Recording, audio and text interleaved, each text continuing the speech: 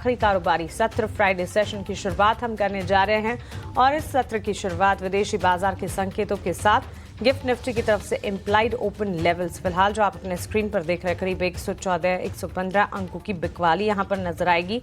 एशियाई बाजार की चाल और साथ साथ यूएस मार्केट्स पर भी विस्तार से नजर होनी चाहिए।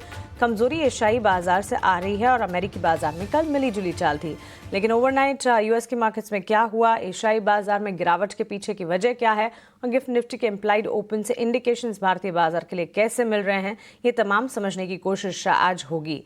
विदेशी बाजार के संकेत विस्तार से सबसे पहले अभिषेक सत्यव्रतम से जान लेते हैं, उसके बाद बुलेटिन में आगे बढ़ेंगे।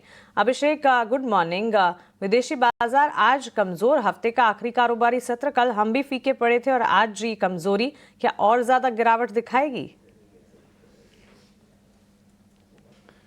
Mansi, good morning. देखिए, संकेत जो है मिक्स्ड है अमेरिकी बाजारों से, क्योंकि टेक्नोलॉजी में अल्फाबेट के नतीजे अच्छे आए थे तो नेस्डेक को सपोर्ट तो मिल गया। तो नेस्डेक और S&P 500 दोनों के दोनों ये नई रिकॉर्ड ऊंचाई पर कल इंट्राडे में पहुंचे और वहां पर हल्की हल्की तेजी रही। हालांकि डाउ में हमने कल देखा कि 300 अंकों के आसपास की गिरावट रही और उस गिरावट की वजह ये रही कि कुछ अहम नतीजे आए हैं, जैसे कि हनीवेल के नतीजे आए, शेयर टूटा, अमेरिकन एयरलाइंस के नतीजे आए, वहां पर हमने गिरावट देखी शेयर में। IBM के गाइडेंस कमजोर आए हैं तो IBM करीब 7.5% टूट गया है। तो नतीजों के चलते हमने देखा थोड़ा सेंटिमेंट डाउ को लेकर कमजोर हुआ और करीब 300 अंकों की गिरावट पर बंद हुआ। हालांकि नेस्डेक थोड़ा वोलेटाइल रहा, दिन भर उतार चढ़ाव होता रहा और आखिरकार 38 अंकों की हल्की सी तेजी पर नेस्डेक बंद होने में कामयाब रहा है। हालांकि अभी तक हम S&P 500 कंपनीज के नतीजों की बात करें तो करीब 155 नतीजे आ गए हैं, जिसमें से 83% अनुमान से बेहतर रहे हैं। तो कल एक तरह से देखा जाए तो वन ऑफ सेशन था और अब जो है कि 1 अगस्त जो टैरिफ को लेकर डेडलाइन है, देखते हैं उसके पहले डोनाल्ड ट्रंप किन किन देशों के साथ ट्रेड डील करते हैं, उस पर बाजारों की कंप्लीटली नजर रहने वाली है। लेकिन टेस्ला के शेयर में भी कल हमने गिरावट देखी और गिरावट रही 8% की और इसकी वजह ये रही कि जो जून क्वार्टर में जो उन्होंने आय रिपोर्ट की वो रही अनुमान से कमजोर, इसके चलते टेस्ला का शेयर टूटा है। हालांकि अगर हम इस पूरे हफ्ते की बात करें तो आप देखेंगे कि डाउ जोन्स में करीब 1% के आसपास की तेजी रही है, नेस्डेक और S&P 500 इनमें भी 1.1% की तेजी रही है। तो ओवरऑल तेजी का ही माहौल है, मतलब 300 अंकों की ही गिरावट रही है और उसकी वजह भी ये रही है कि पिछले 2 सत्र में हमने अच्छी खासी तेजी देखी थी। जापान के साथ जब डोनाल्ड ट्रंप ने ट्रेड डील की थी तब उसके बाद बाजारों में अच्छी तेजी बनी थी। जेरोम पॉवेल को लेकर भी ट्रंप की जो टोन है उसमें थोड़ी सी सॉफ्टनेस आई है। हालांकि ट्रंप कल एक तरह से सरप्राइज विजिट मान के चलिए, वो पहुंचे थे US फेड के हेडक्वार्टर और वहां पर जेरोम पॉवेल से मुलाकात हुई और करीब 2.5 बिलियन का जो रेनोवेशन जो कॉस्ट था उसके मुद्दे पर थोड़ी सी तनातनी उनकी पॉवेल के साथ दिखाई दी। उन्होंने फटकार भी लगाई, हालांकि पॉवेल ने अपने आप को डिफेंड किया। हालांकि बाद में डोनाल्ड ट्रंप ने ये कहा कि पॉवेल को निकालने को लेकर कोई ज़रूरत नहीं है और उन्होंने उम्मीद जताई कि वो आगे सही काम करेंगे। अब देखिए 29 और 30 तारीख को FOMC की बैठक है, 30 तारीख को US फेड की पॉलिसी आ जाएगी। हालांकि ब्याज दरों में किसी बदलाव की उम्मीद नहीं है। डोनाल्ड ट्रंप बार बार प्रेशर बना रहे हैं उन पर रेट कट करने के लिए, लेकिन जिस तरह के आर्थिक आंकड़े अमेरिका में आ रहे हैं वो तो मजबूत ही, उसमें कोई दिक्कत की बात है नहीं। अब जब तक इन्फ्लेशन नीचे नहीं आता है, टैरिफ के असर को जेरोम पॉवेल देखना चाहते हैं, तो दरों में कोई बदलाव की अभी फिलहाल इस महीने वाली पॉलिसी में कोई उम्मीद नहीं है। उसके बाद फिर से कोई ना कोई स्टेटमेंट आएगा ट्रंप की तरफ से, वो देखने वाली चीज होगी। एशियाई बाजारों की बात करें तो आप देखिए निकेई में 2 सत्र में, जापान का जो बाजार है निकेई में 2 सत्र में करीब 2000 पॉइंट की तेजी बनी थी और आज हल्की सी गिरावट है, करीब 150 अंक नीचे निकेई कारोबार कर रहा है। कोस्पी जो कि कोरिया के इंडेक्स है, वहां पर शुरुआत कमजोर हुई थी, लेकिन कमजोर शुरुआत के बाद वहां पर रिकवरी की कोशिश है और हल्की तेजी पर आपको कारोबार होता हुआ दिखेगा।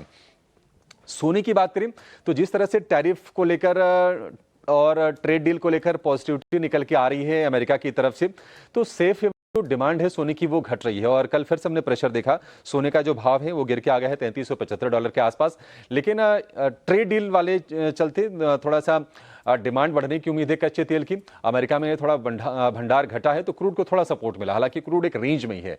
भाव है $69.3 प्रति बैरल के आसपास की, तो क्रूड में भी ज्यादा चेंजेस नहीं है। लेकिन डॉलर इंडेक्स को आप देखेंगे तो थोड़ा थोड़ा ना डॉलर इंडेक्स ऊपर आ रहा है और 97.48 ये हैं डॉलर इंडेक्स के लेवल। और अगर हम 10 ईयर के बॉन्ड यील्ड की बात करें तो उसमें कोई ज़्यादा परिवर्तन नहीं है, 4.39 है बॉन्ड यील्ड। लेकिन आप गिफ्ट निफ्टी देखिए, कल के गिरावट के बाद आज फिर से हम प्रेशर देख रहे हैं, 116 अंक तो ओवरऑल जो बाजार के लिए जो संकेत हैं वो मिक्स्ड हैं। एशिया से तो खैर कमजोर हैं, अमेरिका से मिक्स्ड रही हैं। आईटी ने वहां पर थोड़ा सा सपोर्ट दिया है नेस्डेक को, लेकिन वो भी ज्यादा नहीं रहा है। आज देखते हैं कि भारतीय बाजार कल की गिरावट के बाद के आज कमजोर खुल के रिकवरी दिखाएंगे। लेकिन जो चिंता मानसी वो ये है कि एफआईज का सपोर्ट बाजार के लिए बिल्कुल गायब है और मे बी एक वो कॉज ऑफ कंसर्न बाजार के लिए बना रहेगा। एक ये सही कहा आपने, एफआईएस का सपोर्ट गायब है और इनफैक्ट कल भी आप जो कह रहे थे एफआईएस इनफैक्ट अपॉर्चुनिटी मिस कर रहे हैं। भारतीय बाजार की तरफ क्यों नहीं देख रहे हैं, बड़ा सवाल है। लेकिन एफआईएस की तरफ से बिकवाली का ट्रेंड तो लगातार जारी इस वक्त नजर ही आ रहा है, चाहे कैश मार्केट में हो या index option, stock futures, index futures में हो। एफआईएस की तरफ से लगातार हम देख रहे हैं कोई खास पॉजिटिव अपमूव्स या सपोर्ट सिस्टम नहीं है। ठीक उसके सामने डीआईएस जो है लगातार बाजार को संभालने का काम करते हुए। कल के सत्र में भी एफआईएस ने कैश मार्केट में 2133 करोड़ की बिकवाली की है और उसके ठीक सामने डीआईएस की तरफ से खरीदारी के आंकड़े आते हुए दिखे हैं। लगातार 14th कॉन्जिक्यूटिव सेशन है जबकि डीआईएस भारतीय बाजार को संभालने का काम कर रहे हैं। वहीं हमने देखा कल के सत्र में भी 2617 करोड़ की खरीदारी डीआईएस ने करी और सामने 2134 करोड़ की बिकवाली जो है एफआईएस की तरफ से आती हुई दिखी।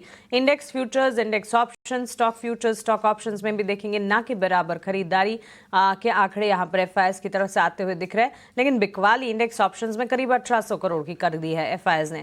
सो ये एफआईएस के डेटा पॉइंट्स हैं। विदेशी संस्थागत निवेशक भारतीय बाजार की तरफ वापस कब रुख करेंगे, बड़ा सवाल ये है।